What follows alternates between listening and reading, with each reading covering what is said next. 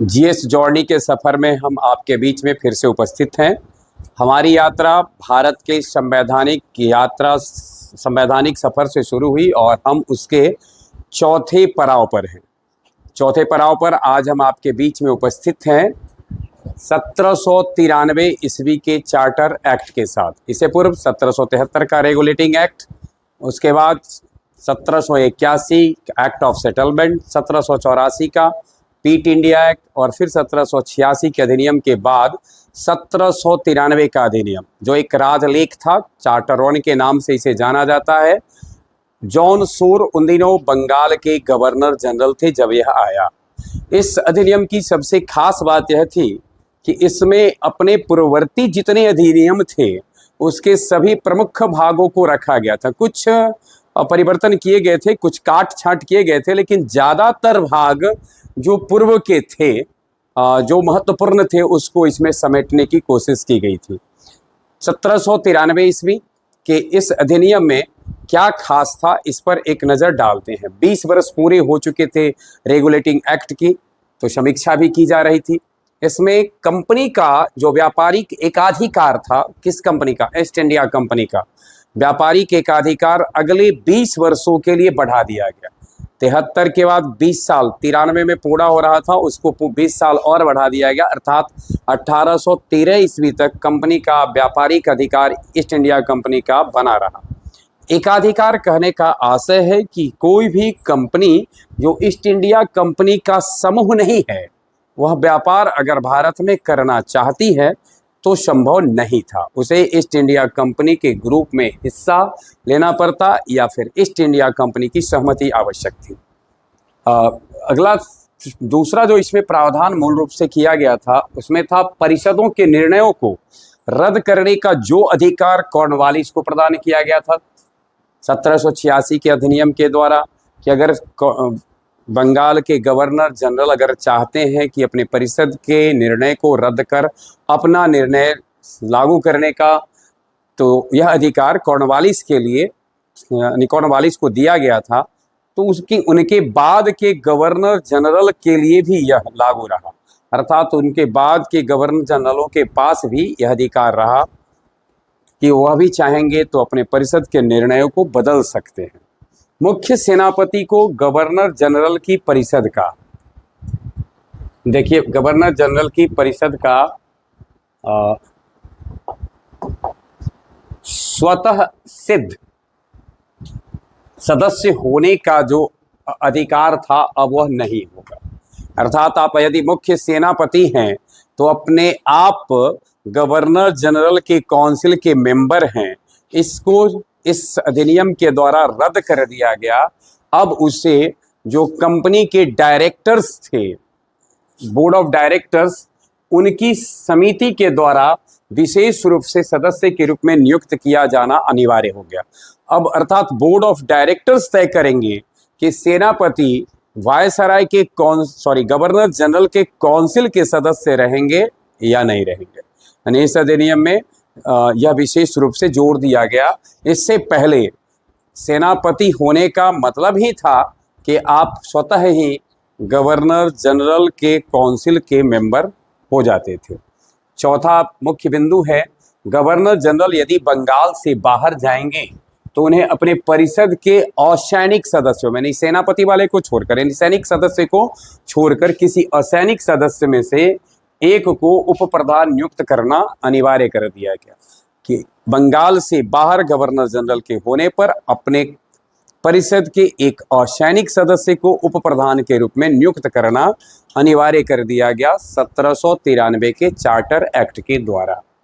बम्बई तथा मद्रास प्रेसिडेंसियों पर governor general का अधिकार पहले की तरह बना रहा। उसके बाद देखिए, नियंत्रण बोर्ड यानी बोर्ड ऑफ कंट्रोल के सदस्यों तथा कर्मचारियों का वेतन आदि भारतीय राजस्व से दिया जाएगा। यानी यह व्यवस्था किया गया कि भारत से जो टैक्स वसूले जाएंगे, कंपनी जो टैक्सेशन करेगा भारत में, इसी से बोर्ड ऑफ कंट्रोल के सदस्यों का, कर्मचारियों का वेतन भत्ता, ये सब जो होगा, यानी उनके ऊपर जो वित्तीय खर्च होगा वह भारत से प्राप्त राजस्व से किया जाएगा। अब सवाल उठता है कि इस तरीके से स्वाभाविक है कि कंपनी अब अधिक टैक्स कैसे जुगाड़ लगाया जाए ताकि बोर्ड ऑफ कंट्रोल के कर्मचारियों और सदस्यों का वेतन भत्ता पूरा हो सके, इसकी व्यवस्था भी कंपनी को करनी थी। ये चीज, यह जो व्यवस्था की गई, यह व्यवस्था 1919 ईस्वी के मॉन्टेग्यू चेम्सफोर्ड सुधार तक बना रहा, अर्थात 1793 से 1919 ईस्वी तक यह प्रभावी रहा। क्या कि राजस्व की व्यवस्था भारतीय राजस्व से काउंसिल के सदस्यों तथा कर्मचारियों का वेतन और अन्य भत्ता जो था उसको देना था। इसके तहत एक और व्यवस्था की गई कि गवर्नर जनरल के परिषद के सदस्यों के लिए योग्यता निर्धारित किया गया और योग्यता बताया गया कि अगर आप गवर्नर जनरल होना चाहते या गवर्नर जनरल परिषद के सदस्य, वैसे ही व्यक्तियों को बनाया जाएगा, वैसे ही व्यक्ति बनेंगे जिनका भारत में कम से कम 12 वर्षों तक रहने का अनुभव रहा हो, यानी यह 12 वर्ष भारत में व्यतीत कर चुके हो पूर्व में, वही अब गवर्नर जनरल हो सकते हैं या गवर्नर जनरल के काउंसिल के सदस्य हो सकते हैं। यह 1793 के चार्टर एक्ट में व्यवस्था किया गया। इसके 20 साल बाद 1813 ईस्वी में चार्टर एक्ट दूसरा आया। 1813 ईस्वी के चार्टर एक्ट से पहले यूरोप की राजनीति थोड़ी सी बदल चुकी थी। यूरोप के राजनीतिक क्षितिज पर नेपोलियन बोनापार्ट का उदय हो चुका था। नेपोलियन बोनापार्ट की नीतियों के कारण ब्रिटिश संसद ने ये जो विचार किया, उस ब्रिटिश संसद पर एक बड़ा दबाव भी था, अन्य कंपनियों का दबाव था कि अब ईस्ट इंडिया कंपनी का भारत में एकाधिकार जो व्यापार का है उसे समाप्त कर दिया जाए। इस आधार पर 1813 ईस्वी का जो चार्टर एक्ट आया, इसमें जो तत्कालिक परिस्थितियां पैदा हुई थी, इस परिस्थिति के कारण ईस्ट इंडिया कंपनी का व्यापारिक एकाधिकार जो था इसको खत्म कर दिया गया। थोड़ा बहुत बार क्वेश्चन पूछता है कि ईस्ट इंडिया कंपनी का भारत में व्यापारिक अधिकार किस अधिनियम के तहत खत्म किया गया, तो 1813 तक। ध्यान में रखना, एकाधिकार शब्द, ये नहीं समझना है कि ईस्ट इंडिया कंपनी का व्यापारिक अधिकार छीन लिया गया, वरन उनका जो एकाधिकार था, इसका अर्थ यह हुआ कि अब दूसरी ब्रिटेन की कंपनियां भी, दूसरे यूरोपीय कंपनियां भी भारत में व्यापार कर सकती थी, यानी उनको भी व्यापार करने की छूट मिल गई है ना। तो बहुत बहुत ध्यान में रखना है, समझ गए कि कंपनी के भारत के साथ व्यापार करने का एकाधिकार समाप्त कर दिया गया। और यह स्थिति नेपोलियन बोनापार्ट ने जो महाद्वीपीय पद्धति की नीति अपनाई थी, इसके कारण ब्रिटिश संसद को यह कदम उठाना पड़ा था। कंपनी को चीन के साथ 20 वर्ष के लिए व्यापार का अधिकार प्रदान किया गया। अब यहाँ देखें, यानी क्षतिपूर्ति अगर एक तरह से देखा जाए कि जो आपको क्षति हो रही है, इसके लिए आपको चीन के साथ 20 वर्षों के लिए व्यापार करने का अधिकार उनको दे दिया गया। गवर्नर जनरल, गवर्नरों तथा प्रधान सेनापतियों को नियुक्त करने का अधिकार दिया गया। किसको? गवर्नर जनरल को, गवर्नरों तथा प्रधान सेनापति, गवर्नर और प्रधान सेनापति की नियुक्ति का अधिकार गवर्नर जनरल को, गवर्नर जनरल मतलब बंगाल के गवर्नर जनरल को दिया गया। और गवर्नर जैसे अन्य प्रेसिडेंसी थे, बम्बई प्रेसिडेंसी या मद्रास प्रेसिडेंसी, उसके जो गवर्नर होते उनको नियुक्त करने का अधिकार प्राप्त था। किनको? गवर्नर जनरल को। लेकिन इसके लिए भी था कि इनकी नियुक्ति के लिए ब्रिटिश राजपद यहाँ कहने का अभिप्राय जो ब्रिटिश राजघराना है सम्राट का, उनकी सहमति आवश्यक थी कि आप किसको गवर्नर बनाना चाहते हैं। नियंत्रण बोर्ड की व्यवस्था तथा निर्देशन संबंधी अधिकार निश्चित कर दिए गए और काफी हद तक विस्तृत भी। देखिए, यानी नियंत्रण बोर्ड, दैट्स मीन कि ब्रिटिश संसद का जो बोर्ड ऑफ कंट्रोल था, है ना, फिर यानी इसके अधिकार क्षेत्र को 1813 के चार्टर के द्वारा बढ़ा दिया जाता है। 1813 ईस्वी का जब चार्टर आया था तो उस समय हेस्टिंग्स भारत में बंगाल का गवर्नर जनरल हुआ करता था। ठीक है। स्थानीय सरकारों के पास व्यक्तियों पर कर लगाने, अब जैसे स्थानीय सरकार यानी जो बम्बई की सरकार है या मद्रास की सरकार है, उसको अपने क्षेत्र में कर लगाने और कर न देने के बाद उनको दंडित करने का प्रावधान उनको मतलब ये अधिकार उनको दिया गया, लेकिन इसके लिए जो सुप्रीम कोर्ट था उसके निर्देशों का पालन करना अनिवार्य था। यानी सुप्रीम कोर्ट के निर्देश के आधार पर जो टैक्स नहीं देगा उसके निर्देश के अनुसार टैक्स न देने वाले को दंडित करने का अधिकार था किसको? स्थानीय सरकारों के पास। उसके बाद इस अधिनियम के द्वारा 1813 ईस्वी के चार्टर के द्वारा भारत में ईसाईयत की यानी ईसाईकरण की या यूँ समझ लें ईसाई धर्म प्रचार की शुरुआत होती है। ईसाई धर्म प्रचार को शुरू करने के लिए इस अधिनियम में ऐसा हुआ।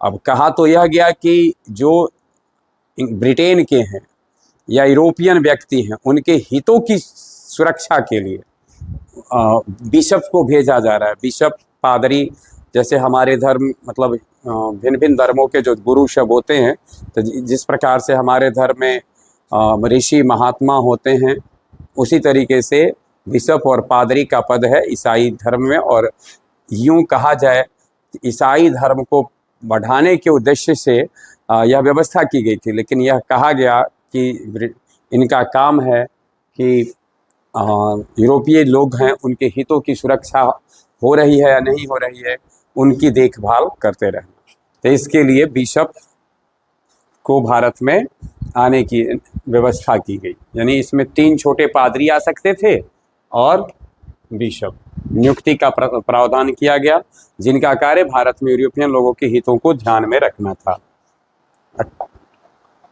1813 के चार्टर एक्ट में कंपनी के सैनिक और असैनिक दोनों प्रकार के कर्मचारियों के प्रशिक्षण का भी प्रावधान किया गया। अर्थात कंपनी में जो कर्मचारी होंगे, चाहे वो सैन्य कर्मचारी हो या असैनिक कर्मचारी हो, वो प्रशिक्षित होंगे, उनको प्रशिक्षण दिया जाए, विशेष ट्रेनिंग उनको मिलनी चाहिए, तब उनको कंपनी में काम करने से पहले ट्रेनिंग देना है। यानी प्रशिक्षण मिलने के पश्चात ही वह कंपनी में अपना योगदान दे सकते थे। उसके बाद था भारत में साहित्य के पुनरुत्थान। ध्यान में रखना है 1813 ईस्वी के चार्टर एक्ट में 1 लाख रुपया अलग से रखा जाए, इसके 1 लाख रुपया का अलग से व्यवस्था किया जाए, यह प्रावधान किया गया ताकि लिटरेचर को, साहित्य का पुनरुत्थान हो सके। साहित्य के साथ साथ कह सकते हैं कि शिक्षा को प्रोत्साहित करने के लिए, यानी इसमें शिक्षा को और साहित्य को प्रोत्साहित करने हेतु 1 लाख रुपए अलग से रखने का या अलग से खर्च करने का प्रावधान किया गया।